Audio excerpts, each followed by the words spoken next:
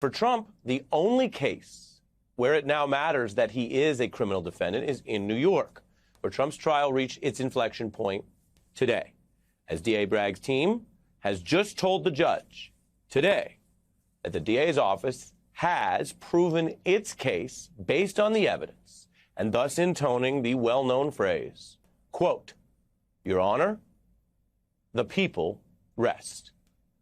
That's today, in the only case that looks to be going to trial by the election. That means the prosecutors literally rest their case and take the position they've supplied enough evidence to prove each and every element of this crime, which they say Donald Trump committed, this felony, beyond a reasonable doubt. And that does something today.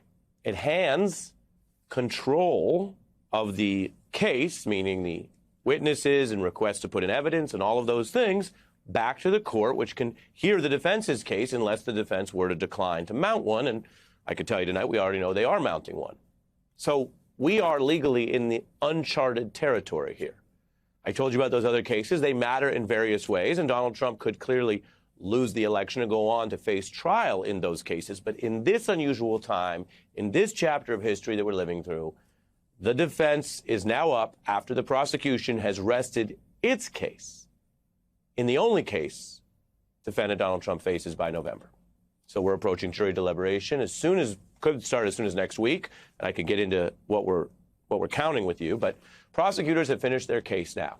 And they ended basically with key witness Michael Cohen, who spent a record 4 days on the stand, including today's cross-examination by Trump's team. The prosecution is quickly wrapping up its case in the first criminal trial of a former American president. It could be the home stretch in Lower Manhattan. Michael Cohen back on the stand. The defense wrapped up with Michael Cohen after 3 days of cross-examination. It was a grueling 3 days. The prosecution started its redirect by focusing on the Stormy Daniels payments. The prosecution has now rested its case. The defense has also just now called its first witness. There's always this outstanding question of whether the former president will testify or not. Judge Juan Merchan saying this morning that closing arguments will now happen after Memorial Day. Cohen's time on the stand has proven pivotal.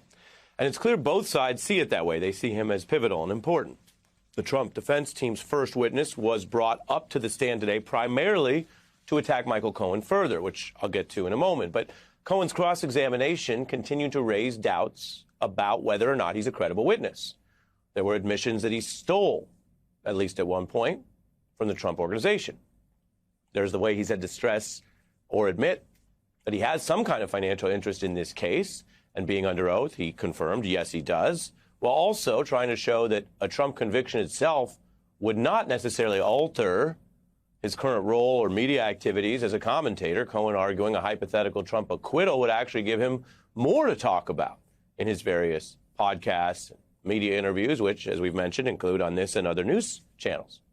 If the questioning of Michael Cohen began with some big topics and clashes, I got to tell you, it wrapped up with a series of smaller lines of inquiry.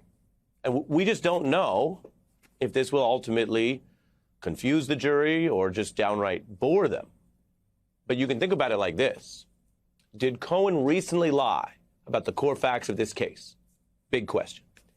Did he possibly misremember which phone call was about a given topic? That's a small question, possibly pointless. And there have been skirmishes about his calls from 8 years ago. Prosecutors tried to get back to the focus and the bottom line, asking, for example, was he too busy in October 16 to get Trump's approval on the Daniels payment? And Cohen was able to confirm no. So the point there is that of all the different things that have happened, this payment to Stormy Daniels mattered at the time, and Cohen had enough wherewithal in the position to recall what happened as something that mattered a lot, even if other calls or points might be in dispute.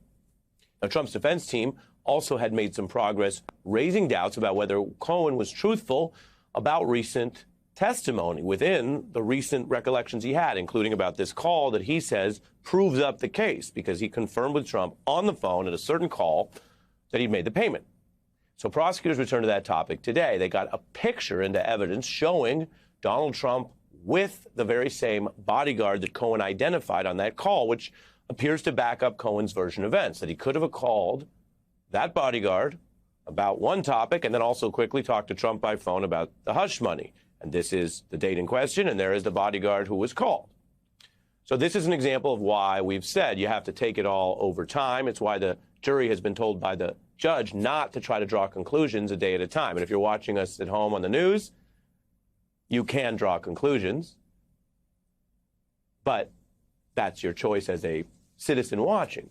The jury has been told, even if one day ends with a lot of kind of suspicious sounding questions about, well, did Michael Cohen lie about that? Did he fake that? Did he not really talk to Trump about that call? The jury's been told, you're hearing the attack, you'll hear the response, and don't form a conclusion until you start to deliberate. So what looked like perhaps a more questionable thing under questioning last week, and Cohen didn't, to be clear, have the best answers on it, now has this extra evidence, this photograph, and a little more pushback on the idea of, yes, maybe what Cohen said is true. Maybe he made a call, even if there was this other thing about this harassment and prankster, and that's what he was texting the bodyguard about. But maybe he also then said, hey, hand the phone over to the boss. I got something for him. Hey, I made the payment. You could imagine neither of them wanted to spend that much time on the phone talking about it. And he said, I made the thing. OK, done. Now, inside the courtroom, observers saw Cohen near the end here look at Trump, who did not look back. And then the DA rested the case. Now, the Trump defense began its case today. So after 19 days and 20 different witnesses, now the Trump team gets to show the jury what it's focused on, what it thinks the story is. I've told you before, they're not under a legal burden to provide a defense. And sometimes you have cases where the defense doesn't do anything, doesn't call any witnesses. Here, they are exercising that right. And again, it's not like they have to match. It's not like, oh, the other side got 20 witnesses, we have our own 20. You'd expect more prosecution witnesses because they have the burden of proof.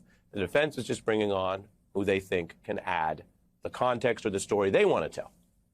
Now, covering a case fairly means looking at both sides, and this is the Trump side. But covering a case fairly doesn't mean pretending both sides are always equal. And I can just tell you, it was not a very strong start today for the defense. Trump's lawyers called a paralegal to discuss calls that were in evidence, and then they called a lawyer linked to Michael Cohen, who Giuliani and Trump have tried to use to discredit Michael Cohen. His name's Robert Costello. You may have heard of him. He was also called before the grand jury. Now, today, this lawyer, Costello, testified that Michael Cohen had told him Trump didn't know about the payments back when they first discussed this. In other words, the Trump defense then and now. But there are many problems with Costello as a witness. He's publicly attacked Cohen. He's been a quite obvious representative of Trump's interests. He's used his role in all of this to discard whatever privileges might have attached between him, a lawyer, talking to then Michael Cohen. Their client relationship was never all that clear, but he's gone out of his way to sort of show where he stands, and that's not all. Today, as a witness, Costello was rebuked by this judge for antics on the stand, including interruptions and apparently sort of out-of-pocket, arrogant behavior, which actually at one point led the judge to clear the courtroom. Now, this is unusual. It is a bad start for the major Trump defense witness on the first day that they're calling witnesses. The judge had to respond to Costello acting out because he was saying geez and sort of muttering on the side. And the judge said, quote, if you don't like my ruling, you don't say geez. You don't give me side eye and you don't roll your eyes. Do you understand that? Costello said he understood. Judge Merchan then clearing the jury from the room to admonish Costello so that he wouldn't prejudice the jury further while also taking control of the courtroom. The judge also was heard saying to Costello, are you staring me down right now? This is the most heated moment we've seen in this high-stakes trial. Certainly the judge deciding there was a line that had been crossed by this Trump side witness. And it speaks to the way this defense witness was composing himself. He drew some tough headlines here on the first day of Trump defense's team getting control. Now, it's a heated exchange that could also affect whether the jury views Costello as credible, that and combined with whatever else he says and how he acts. The jury will be weighing whether they believe his version of events in the context of all of this, including how he comes across in court. So, what do we have? Well, Michael Cohen is the central figure here. Note that when all is said and done, all the strategy and all the second guessing, Michael Cohen was the DA's final witness. And probably the witness who spent the longest time on the stand, best we can count at this point in the trial. And now Michael Cohen is the focus of this testimony by one of the defense's first witnesses. So what do we take from that? If they could prove this case without Michael Cohen, the DA, they probably wouldn't have called him at all. They didn't bring up Karen McDougal. She was the other person who was a party to one of these hush money payments. There are people at the National Enquirer they didn't bring up because they had the top guy. They didn't think having the deputy or the other writer at the Enquirer mattered when you have the guy at the top who was in the room with Trump. There are all sorts of places where they said they had enough.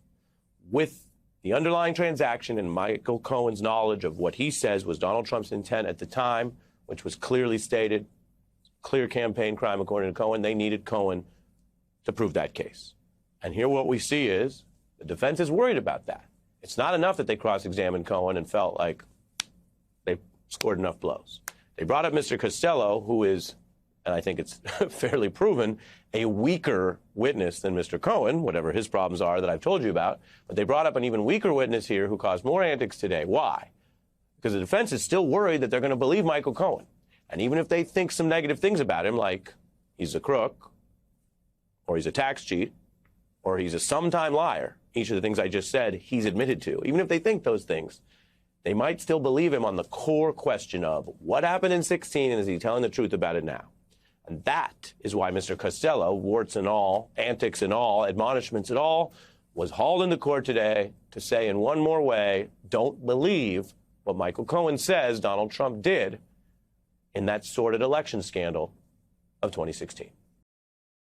There's new heat on Supreme Court Justice Samuel Alito. Revelations that the symbol of this so-called, quote, stop the steal movement, an upside-down flag, was flown outside his house for days in the key period after the insurrection. Just as many people now convicted of crimes flew it that way at the Capitol on January 6th itself. Now, it's a grave scandal if Justice Alito witnessed the violence of January 6th and then sought to associate with that side or the underlying lies and conspiracy theories that fed those grievances, suggesting that Trump's legal loss he did in fact lose was actually some kind of conspiracy theory steal. That's a scandal for a justice who also has to oversee and rule in related cases, including of those very defendants and convicts. And it's a scandal even if he stopped short of officially supporting criminal violence. The New York Times broke this story, which raises questions about whether Justice Alito can even rule on these cases and whether his possible public support, you see the flag there on the right, of these crimes against the United States also make him unfit to serve on the court at all. Justice Alito now can see this is at a minimum a bad look. He's responding by distancing himself from the flying of the flag of the lying movement at the heart of January 6th. So before I show you his new statement, I want to be clear. He's not claiming that he could just fly the flag as a matter of free speech. He's not elaborating on where he stands on the lies associated with flying the flag that way, claiming a steal. He is instead suggesting that the flag flew over his own home for days as a kind of separate family decision that was made without him. He now asserts, and he didn't say this under oath, but he said it, that his story is that his wife independently flew the flag over his home and that while he lives there, he was not in any way involved in that decision. The statement says, I had no involvement whatsoever in the flying of the flag. It was briefly placed by Mrs. Alito in response to a neighbor's use of objectionable and personally insulting language on yard signs, end quote. This is, and I say this respectfully, an unacceptable, silly, and possibly misleading statement by a sitting member of the Supreme Court. It is not, for example, what the court accepts when defendants and lawyers submit material to the court. The idea that a random civilian saying something somewhere would then justify an otherwise questionable or unacceptable association with the January 6th violence in that key week is an explanation so thin that it's hard to follow, or worse, it sounds misleading. The inverted flag does not fly anymore over Alito's home. The court is presiding over two related cases, and the court has this ethics code that was recently promulgated precisely over these kinds of problems. It says justices must disqualify themselves, recuse from cases, if their impartiality might reasonably be questioned. The court was pushed into that ethics code because of Justice Alito, along with Justice Thomas, who have been taking huge benefits, sums of money transferred to them through sometimes secret, uber-rich vacations from people who have business on the court and who they met because of their lobbying for the court. In other words, it is worse than it even looks. The story itself is shameful, Ari. It's absolutely shameful. And frankly, we have to look at the overall logic of what Alito is trying to say here. All of this supposedly stems from a neighbor putting up a sign that says F Donald Trump. Of the thousands of responses you could have to F Donald Trump, you could, as a judge, you could ignore it. You could call the police and say, hey, that's offensive. You could take it down. You could say, hey, Nipsey deserved it. You could say all sorts of terrible things, right? If you want to have some particular response to that statement, if you find it offensive. But to associate yourself with January 6th, of all the responses that you can have, is indicative of somebody who was already aligned with a violent insurrection. And that is absolutely inexcusable for someone who was on the Supreme Court. And that's why this is so dangerous and speaks to a larger problem about how our court has been operating with impunity for years.